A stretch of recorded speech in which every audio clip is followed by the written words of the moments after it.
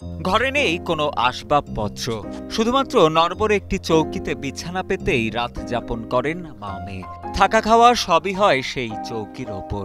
নেই রান্নাঘর, বিদ্যুৎ, এমনকি বিশুদ্ধ খাবার পানিটুকু।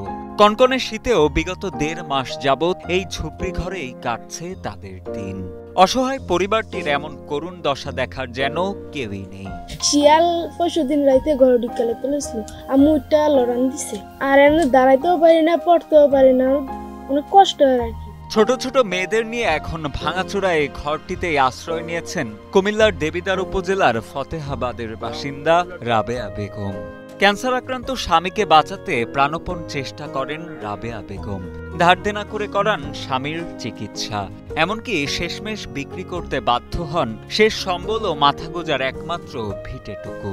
কিন্তু রাবেয়ার সব চেষ্টা ম্লান করে দিয়ে ২০২৩ সালের জানুয়ারিতে মারা যান রাবেয়ার স্বামী আবুল কালাম। স্বামীর মৃত্যুর পর সন্তানদের নিয়ে যেন অথই জলে পড়েছেন অসহায় এই নারী। এতিম দুটা বাচ্চা, ৫টা মেলে আমি অনেক কষ্ট করে বেলপুরি বেচা, ফুচকা বেচা আমি চলছি। এই মেয়েগুলারে নিয়ে আমি অনেক কষ্টে জীবনযাপন কাটাইতেছি।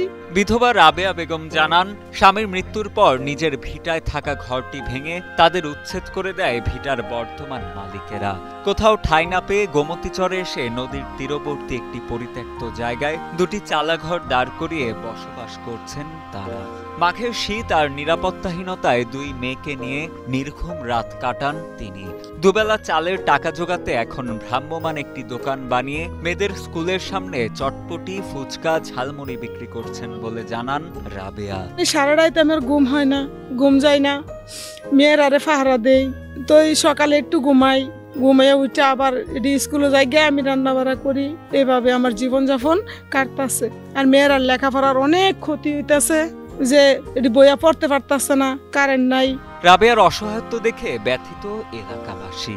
তারা জানান, দীর্ঘদিন দুরারোগ্য ক্যান্সারে ভোগার পর মারা যান রাবেয়ার স্বামী আবুল কালাম।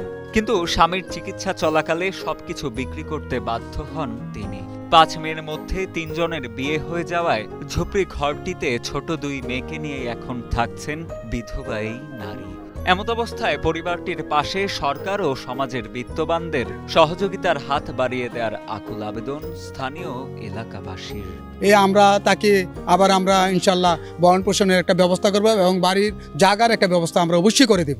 আমরা চাই সমাজবাসী, চাঁদপুর মানব কল্যাণ সংগঠন এই ফ্যামিলির দুর্দশা যত সমাধান হয় তাড়াতাড়ি আমরা এটা একটা ব্যবস্থা করবো ইনশাল্লাহ। সরকারের কাছে এতটুকু দাবি করি যে আমার 5টা মেয়ে নিয়ে যেন আমি একটু থান বা একটু মাথা গুজার ঠাই আপনার কাছে আশা করি। ক্ষণিকের একটা বাসা আর একটু জাগার ব্যবস্থা করে দিলে আমি এডেরি লইয়া ওই জায়গায় বইয়া একটু ফুচকা মুচকা বেচা চলে যাইতে চাই।